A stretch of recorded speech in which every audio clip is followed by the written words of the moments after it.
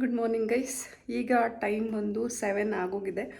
So ನಾನು ಎದ್ದು ಸ್ನಾನ ಮಾಡಿಕೊಂಡು ರೆಡಿ ಆಗಿದ್ದೀನಿ. ಇವತ್ತು ಸ್ವಲ್ಪ ಪ್ಲೇಸಸ್ಗೆ ಹೋಗೋಕ್ಕಿದೆ. ಅಂದರೆ ಗೊತ್ತಿಲ್ಲ ಯಾವ ಪ್ಲೇಸ್ ಏನು ಕತೆ ಅಂತ ಹೇಳಿ. ಇನ್ನು ನಾನು ಜಸ್ಟ್ ರೆಡಿಯಾಗಿ ಟೀ ಕುಡ್ದಿಲ್ಲ, ಗ್ರೀನ್ ಟೀ ರೆಡಿ ಇದೆ. ಅದನ್ನು ಕುಡಿದ್ಬಿಟ್ಟು ಇನ್ನೊಂದು ವೀಡಿಯೋ ಮಾಡೋಣ ಅಂತ ಇದ್ದೀನಿ.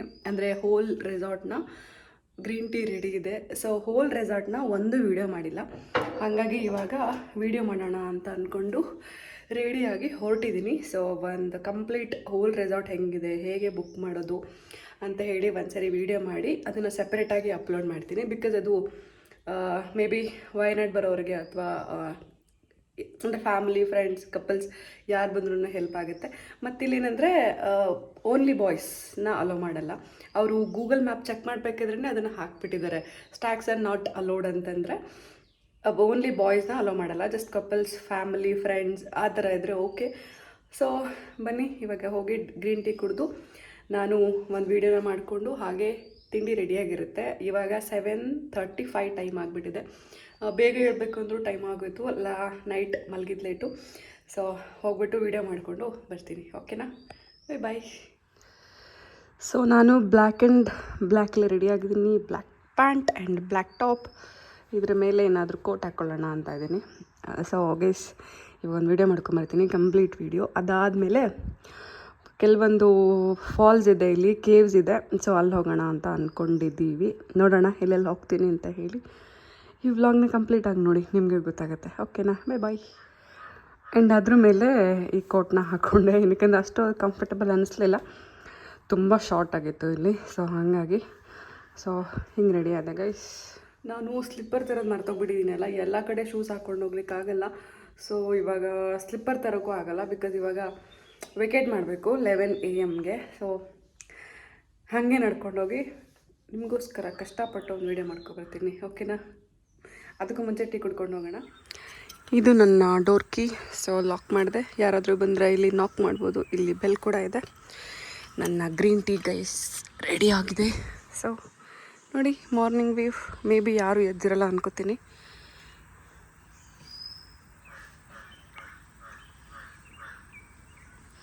ಇದು ನನ್ನ ರೂಮ್.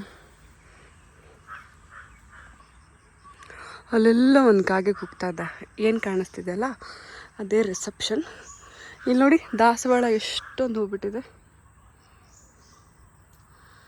ಸೊ ನನ್ನ ರೂಮಿಂದ ಮೇಲೆ ಹೋಗಬೇಕು, ಕಿಚನ್ ಏರಿಯಾ ಮತ್ತು ಎಲ್ಲದಕ್ಕೂ ಆ್ಯಕ್ಸೆಸ್ ಅಲ್ಲಿಂದಾನೆ. ನೋಡಿ, ನಾನು ಬರೀ ಗಾಲಲ್ಲಿ ನಡೀತಾ ಇದ್ದೀನಿ. ಆ್ಯಂಡ್ ಮೇಲೆ ಹೋದರೆ ಅಲ್ಲಿ ಪ್ಲೇ ಏರಿಯಾ ಇದೆ ಗೈಸ್, ಅಂದರೆ ಇಂಡೋರ್ ಗೇಮ್ಸ್ ಎಲ್ಲ. ಅಲ್ಲಿ ಜೀಪ್ ಆ್ಯಂಡ್ ಇಲ್ಲಿ ಕಿಚನ್ ಏರಿಯಾ. ಸೊ ಇದು ಕಿಚನ್ ಏರಿಯಾ.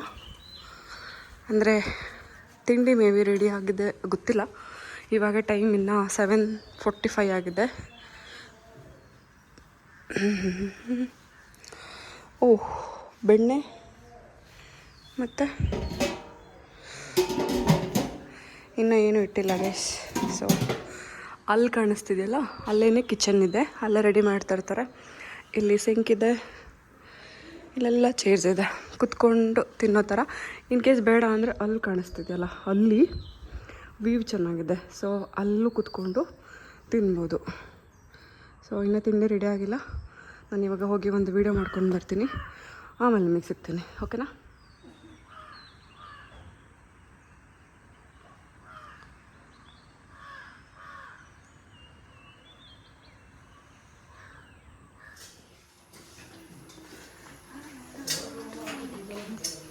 ಒಂದು ಸರಿ ಏನಿದೆ ಇದರಲ್ಲಿ?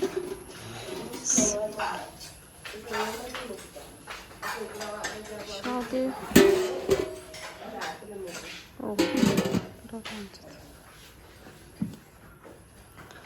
ದೋಸೆ,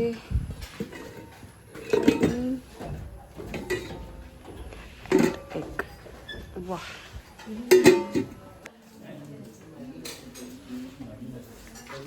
ತುಂಬ ಆಪ್ಷನ್ಸ್ ಇದೆ ತಿಂಡಿಗೆ ತುಂಬ ಆಪ್ಷನ್ಸ್ ಇದೆ ಅಂದೆ. ನನ್ನ ತಿಂಡಿ ಇದು.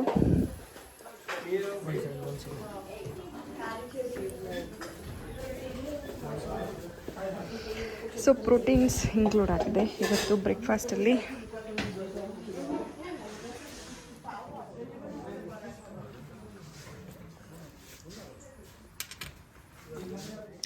ಗೈಸ್ ತಿಂಡಿ ಆಯಿತು. ಸೊ ತಿಂಡಿ ಆದಮೇಲೆ ಇವಾಗ ನಾನಿರೋದು ವಯನಾಡಲ್ಲಿ ಅಲ್ವಾ. ವಯನಾಡಲ್ಲಿ ಕೆಲವೊಂದು ಪ್ಲೇಸಸ್ ಇದೆ, ಅದ್ರ ಬಗ್ಗೆ ನಿಮಗೀಗ ಡೀಟೇಲ್ಸ್ನ ಕೊಡ್ತೀನಿ. ನೀವು ಫಸ್ಟ್ ನೋಡೋದಾದ್ರೆ ಸೂಚಿಪರ ಫಾಲ್ಸ್ ಅಂತ ಇದೆ. ಫಾಲ್ಸ್ಗಳಲ್ಲಿ ತುಂಬ ಅಂದರೆ ತುಂಬ ಇದೆ. ಸೂಚಿಪರ ಫಾಲ್ಸ್ ಇದೆ, ಆಮೇಲೆ ಮೀನುಮುಟ್ಟಿ ಅಂತ ಒಂದು ಫಾಲ್ಸ್ ಇದೆ, ಆಮೇಲೆ ಬನಸುರ ಡ್ಯಾಮ್ ಅಂತ ಇದೆ. ಸೊ ಆ ಡ್ಯಾಮಲ್ಲಿ ಬೋಟಿಂಗ್ ಇದೆ, ಜಿಪ್ ಲೈನಿಂಗ್ ಇದೆ, ಮತ್ತು ಒಳ್ಳೆ ಮೌಂಟೇನ್ ವ್ಯೂಸ್ ಇದೆ ಅಂತಲೂ ಹೇಳ್ತಾರೆ. ಸೊ ನಮಗೆ ಇವಾಗ ಆಪ್ಷನ್ಸ್ ತುಂಬ ಇದೆ. ಇನ್ನೊಂದು ಮೀನುಮುಟ್ಟಿ ಫಾಲ್ಸ್ಗೂ ಹೋಗೋಣ ಅಂತ ಇದ್ದೀವಿ. ಫಾಲ್ಸಲ್ಲೂ ತುಂಬ ಅಂದರೆ ಇದೆ, ಒಂದು 3-4-5 ಫಾಲ್ಸ್ ಇದೆ ಅಂತೆ. ಬಟ್ ನಮಗೆ ನಾವಿರೋ ಪ್ಲೇಸ್ಗೆ ಯಾವ್ದು ಹತ್ತಿರ ಇದೆ ಅಂತ ನೋಡ್ಕೊಂಡು ಹೋಗ್ಬೇಕಲ್ವಾ. ಸೊ ಇದು ನೋಡಿ, ಬೆಸ್ಟ್ ಟೈಮ್ ಟು ವಿಸಿಟ್ ಅಂದರೆ July to October, November to January ಅಂತ ಇದೆ. ಬಟ್ ನಾನು ಬಂದಿರೋದು ಇದು ಎರಡರಲ್ಲೂ ಇನ್ಕ್ಲೂಡ್ ಆಗಿಲ್ಲ. ಅಂದರೆ ನಾನು ಬಂದಿರೋದು ಇವಾಗ ಮೇ ಮಂತಲ್ಲಿ ಅಲ್ವಾ. ಸೊ ಬಟ್ ವೆದರ್ ತುಂಬ ಚೆನ್ನಾಗಿದೆ, ಏನು ಮೋಸ ಇಲ್ಲ. ಇವನ್ ಮೇ ಮಂತ್ ಬಂದ್ರೂ ಏನಾಗಿತ್ತು, ಏಪ್ರಿಲಲ್ಲಿ ತುಂಬ ಶೆಕೆ ಫೀಲ್ ಆಗಿತ್ತಲ್ವಾ. ಸೊ ಮೇ ಮಂತಲ್ಲಿ ತುಂಬ ಕೂಲಾಗಿದೆ ಇಲ್ಲಿ. ಇವಾಗ ಮಳೆಗಾಲ ಸ್ಟಾರ್ಟ್ ಆಗ್ತಾ ಇದೆ, ಇವನ್ ಮಳೆ ಕೂಡ ಬಂತು ಅಲ್ಲಿ ಇಲ್ಲಿ. ಬಟ್ ಬೆಸ್ಟ್ ಇದೆ, ಈಗಲೂ ಕೂಡ ಬೆಸ್ಟ್ ಪೀರಿಯಡ್ ಇದೆ ಹೋಗೋಕ್ಕೆ. ಸೊ ನಾವೇನು ಅಂದ್ಕೊಂಡ್ವಿ ಅಂದರೆ, ನಾವಿರೋ ರೆಸಾರ್ಟಿಗೆ ಹತ್ತಿರ ಇರೋದು ಒಂದು ಬಣಸೂರ ಡ್ಯಾಮ್ ಮತ್ತು ಇನ್ನೊಂದು ಎಡಕಲ್ ಕೇವ್ಸ್, ಇನ್ನು ಒಂದು ಮೀನುಮುಟ್ಟಿ ಫಾಲ್ಸ್. ಇವಾಗ ಬಂದ್ಬಿಟ್ಟು ಸಮ್ಮರ್ ಅಲ್ವಾ. ಸೊ ಎಲ್ಲಿ ನೀರಿದೆ ಅದನ್ನ ನೋಡ್ಕೊಂಡು ನಾವು ಹೋಗಬೇಕಾಗಿದೆ.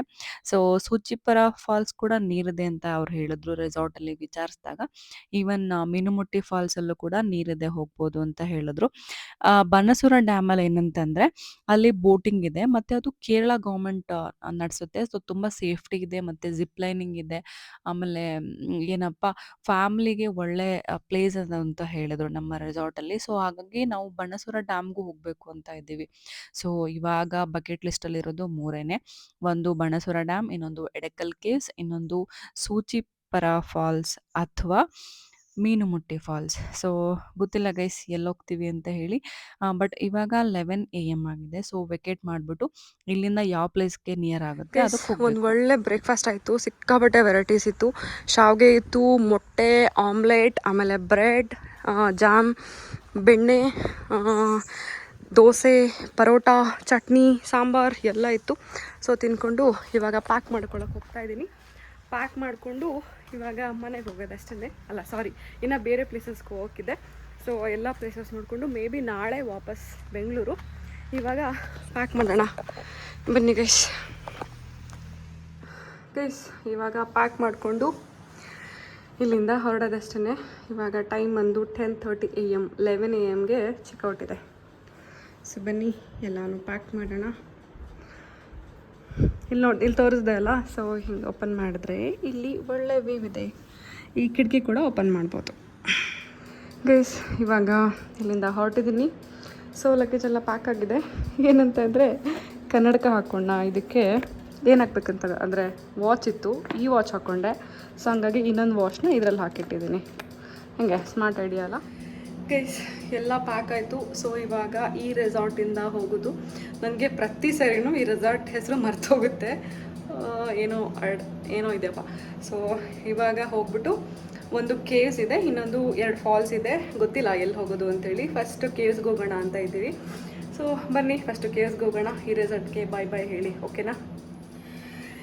ಈ ಸನ್ಗ್ಲಾಸಸ್ನ ಹಾಕ್ಕೊಂಡ್ರೆ ಏನು ಬಿಸಿಲೇ ಇಲ್ಲ ಅಂತ ಅನಿಸುತ್ತೆ, ಬಟ್ ಸಿಕ್ಕಾಪಟ್ಟೆ ಬಿಸಿಲಿದೆ. ಸೊ ಫೈನಲಾಗಿ ಲಾಸ್ಟಲ್ಲಿ ಬಾಯ್ ಹೇಳೋಣ ರೂಮ್ಗೆ. ನನ್ನ ಡ್ರೆಸ್ ಈ ಥರ ಇದೆ. ಇವಾಗ ಶೂಸ್ ಹಾಕ್ಕೊಂಡೆ, ಇನ್ನೇನು ಹೋಗೋದಲ್ಲ, ಸ್ಲಿಪ್ಪರ್ ಅವಶ್ಯಕತೆ ಇಲ್ಲ ಅಂತ ಹೇಳಿ. ಸೊ ಗೈಸ್ ಅಷ್ಟೇ ಈ ರೆಸಾರ್ಟಲ್ಲಿ ನಮ್ಮ ಪಯಣ. ನೋಡಿ ಎಷ್ಟು ಚೆನ್ನಾಗಿ ಕಾಣಿಸ್ತಿದೆ. ಸೊ ಪಟ್ಪಟ ಅಂತ ಹೋಗೋಣ. ರಿಸೆಪ್ಷನ್ಲಿ ಯಾರೂ ಇಲ್ಲ. ಮೇ ಬಿ ಕೀ ಕೊಡೋದು ಬೇಡ ಅನಿಸುತ್ತೆ. ಏನೂ ಲಾಕೇ ಮಾಡಿಲ್ಲ, ಹಾಗೆ ಬಿಟ್ಟಿದ್ದೀನಿ. ಸೊ ಬನ್ನಿ ಹೋಗೋಣ. ಆ್ಯಕ್ಚುಲಿ ಜೀಪ್ ಅಲ್ಲೇ ಇದೆ. ಇವಾಗ ಜೀಪಲ್ಲಿ ಹೋಗಬೇಕು, ಬಟ್ ನನಗೆ ಭಯ ಆಗುತ್ತೆ ಗೈಸ್. ಡೌನ್ ಇದೆ ಇವಾಗ ಹೋಗ್ಬೇಕಾದ್ರೆ. ಬರಬೇಕಾದ್ರೆ ಅಪ್ಪಿತ್ತು ಏನೋ ಒಂಥರ ಬದ್ರಿನಾಥಲ್ಲಿ ಹೋಗಿ ಥರ ಆಗಿದೆ. ಇವಾಗ 2 ಜೀಪ್ ಕೂಡ ಬಂದಿದೆ. ಸೊ ಏನು ಪ್ರಾಬ್ಲಮ್ ಇಲ್ಲ, ಬನ್ನಿ ಹೋಗುವ.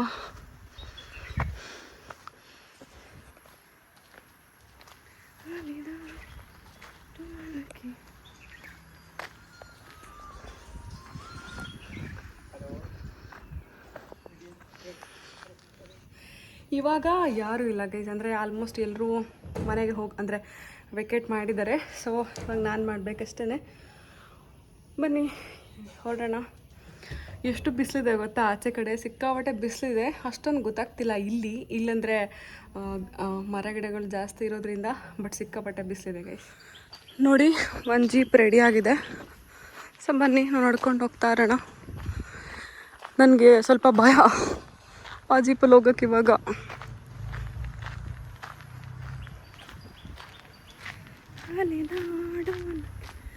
ನಾನು ಸ್ಟೇಟಸ್ ಹಾಕಿದೆ ಆಯಿತಾ ವಾಟ್ಸಪ್ಪಲ್ಲಿ. ಎಷ್ಟು ಚೆನ್ನಾಗಿದೆ ಗೊತ್ತಾ ಆ ಸಾಂಗು, ಫಸ್ಟ್ ಟೈಮ್ ಕೇಳಿದ್ದು. ಸೊ ಅದೇ ನನಗೆ ಬಾಯಿಗೆ ಬರ್ತಾಯಿದೆ ಆವಾಗಿಂದನೂ.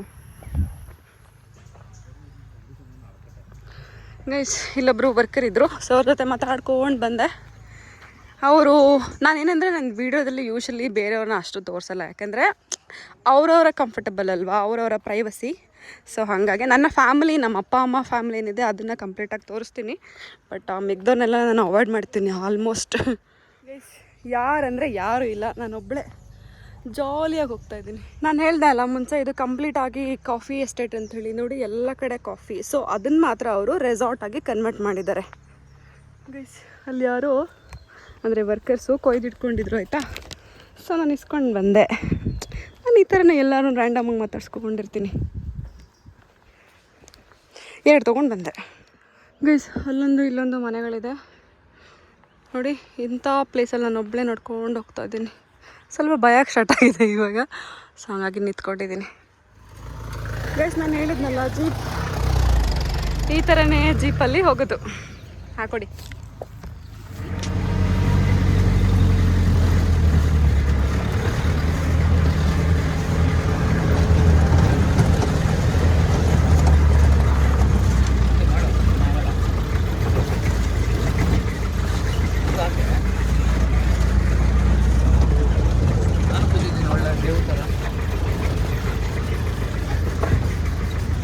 ಆಫ್ ರೋಡ್ ಮುಗೀತು. ಇವಾಗ ನಮ್ಮ ಕಾರ್ ಪಾರ್ಕಿಂಗ್ ಹತ್ರ ಹೋಗ್ತಾ ಇದ್ದೀವಿ. ಸೊ ಇಲ್ಲಿಂದ ನನ್ನ ಅಕ್ಕಪಕ್ಕ ಎಲ್ಲ ನನಗೆ ಗೊತ್ತಿಲ್ಲೇ ಅವ್ರು ಕೂತಿದ್ದಾರೆ. ಸ್ವಲ್ಪ ಅನ್ಕಂಫರ್ಟಬಲ್ ಇದೆ, ಹಾಗಾಗಿ ಅಡ್ಜಸ್ಟ್ ಮಾಡ್ಕೊಳ್ಳಿ ಓಕೆನಾ. ಮನೆಗಳನ್ನ ನೋಡಿ, ಕೇರಳ ಫೇಮಸ್ಸೇ ಮನೆಗಳು. ನಾನೊಬ್ಬಳೇ ಕೆಳಗಡೆ ನಡ್ಕೊಂಡು ಬರ್ತಾ ಇದ್ನ. ಆಮೇಲೆ ಜೀಪ್ ಬಂತು. ಸೊ ಜೀಪಲ್ಲಿ ಸ್ವಲ್ಪ ದೂರ ತನಕ ಮಾತ್ರ ಹೋದೆ. ಪಾರ್ಕಿಂಗ್ ಏನಿದೆ ಆ ಪಾರ್ಕಿಂಗ್ ತನಕ ಮತ್ತೆ ಅವರು ಜೀಪಲ್ಲಿ ಕರ್ಕೊಂಡು ಹೋಗ್ತಾರೆ ನಮ್ಮನ್ನು. ಗೈಸ್ ಇಲ್ಲೇ ನಮ್ಮ ಕಾರ್ ಪಾರ್ಕ್ ಆಗಿರೋದು. ಸೊ ಇಲ್ಲಿ ನೋಡಿ, ಈ ಪಾರ್ಕಿಂಗಿಂದ ನೀವು 3 ಕಿಲೋಮೀಟರ್ಸ್ ಆ ರೆಸಾರ್ಟಿಗೆ ಹೋದರೆ ಅವರು ಈ ಜೀಪಲ್ಲಿ ನಿಮ್ಮನ್ನು ಕರ್ಕೊಂಡು ಹೋಗ್ತಾರೆ. ಸೊ ನಾವು ಹೋಗ್ಬೋದು. ಥ್ಯಾಂಕ್ ಯು ಭಯ್ಯ, ಬಾಯ್ ಬಾಯ್. ಸೊ ಇವಾಗ ಬನ್ನಿ ಹೋಗೋಣ. ವಾಟರ್ ಫಾಲ್ಸ್ ಇದೆ, ಕೇವ್ಸ್ ಇದೆ, ನೋಡೋಣ ಎಲ್ಲಿ ಹೋಗೋದು ಅಂತ. ಓಕೆ. ನಾನು ಅಲ್ಲಿ ಯಾರೋ ವರ್ಕರ್ಸು ಮಾವಿನ ಹಣ್ಣು ಇಟ್ಕೊಂಡಿದ್ರು ಆಯಿತಾ, ಅವ್ರ ಹತ್ರ ಇಸ್ಕೊಂಡು ಬಂದೆ. ಚೆನ್ನಾಗಿದೆ ಅನಿಸುತ್ತೆ, ಅಂದರೆ ನ್ಯಾಚುರಲ್ ಆಗಿ ಬೆಳೆದಿರೋದು. ಸೊ ಬನ್ನಿ ಇವಾಗ ಕೇವ್ಸ್ಗೆ ಹೋಗೋಣ. ಸೊ ಗೈಸ್ ನೋಡಿದ್ರಿ ಅಲ್ಲ, ನಾನು ರೆಸಾರ್ಟ್ನ ವೆಕೇಟ್ ಮಾಡಿಕೊಂಡು ಆ್ಯಕ್ಚುಲಿ ಜೀಪಲ್ಲಿ ಬರಬೇಕಿತ್ತು, ಬಟ್ ಜೀಪಲ್ಲಿ ಬಂದಿಲ್ಲ. ಸುಮ್ಮನೆ ಎಕ್ಸ್ಪ್ಲೋರ್ ಮಾಡೋಣ ಅಂತ ನಡ್ಕೊಂಡು ಬಂದೆ. ಬಟ್ ಒನ್ ಟೈಮಲ್ಲಿ ಭಯ ಆಗೋಯ್ತು. ಯಾಕಂದರೆ 3 kilometres off road jeep trekking ಇದೆ ಆಯಿತಾ. ಏನಂತ ಅಂದರೆ ಒಬ್ಬರು ಇರಲಿಲ್ಲ ಅಲ್ಲಿ, ಫುಲ್ ಕಾಫಿ ಪ್ಲಾಂಟೇಶನ್ ಅದು. ಸೊ ನನಗೆ ಭಯ ಆಯಿತು. ಬಟ್ ಆಮೇಲೆ ನನ್ನ ಜೀಪ್ ಕೂಡ ಬಂತು ಮಧ್ಯ ದಾರಿಗೇನೆ. ಸೊ ಅಲ್ಲಿಂದ ಪಾರ್ಕಿಂಗ್ ಏರಿಯಾಗೆ ಬಂದೆ. ಇಲ್ಲಿ ನಮ್ಮ ಕಾರ್ ಇತ್ತು. ಇವಾಗ ಕಾರ್ ಎತ್ಕೊಂಡು ಇವಾಗ ಹೊರಟಿರೋದು ಎಡಕಲ್ ಕೇವ್ಸ್ಗೆ. ಎಡಕಲ್ ಕೇವ್ಸ್ ವಿಶೇಷತೆ ಏನಂತಂದರೆ, ಅಲ್ಲೊಂದು 8,000 ವರ್ಷಗಳ ಹಿಂದೆ ಅಲ್ಲಿ ಮನುಷ್ಯರು ವಾಸಿಸ್ತಾ ಇದ್ರು ಅಂತ ಹೇಳ್ತಾರೆ. ಸೊ ನನಗೂ ಗೊತ್ತಿಲ್ಲ ಹೇಗಿರುತ್ತೆ ಅಂತೇಳಿ. ಬನ್ನಿ ನೋಡೋಣ ಹೇಗಿದೆ ಅಂತ ಹೇಳಿ. ಇವಾಗ ನಮ್ಮ ಕಾರ್ ಸ್ಟಾರ್ಟ್ ಮಾಡಿಕೊಂಡು ಎಡಕಲ್ ಕೇವ್ಸ್ ಕಡೆಗೆ ಹೋಗ್ತಾ ಇದ್ದೀವಿ. ಕೇವ್ಸಲ್ಲೂ ಸ್ವಲ್ಪ ಟ್ರೆಕ್ಕಿಂಗ್ ಇದೆ ಅಂತ ಗೈಸ್. ಸೊ ಮುಂದಿನ ವಿಡಿಯೋ ನೋಡಿ ಹೇಗಿದೆ ಅಂತ ನಾನು ತಿಳಿಸ್ತೀನಿ. ಬಾಯ್ ಬಾಯ್.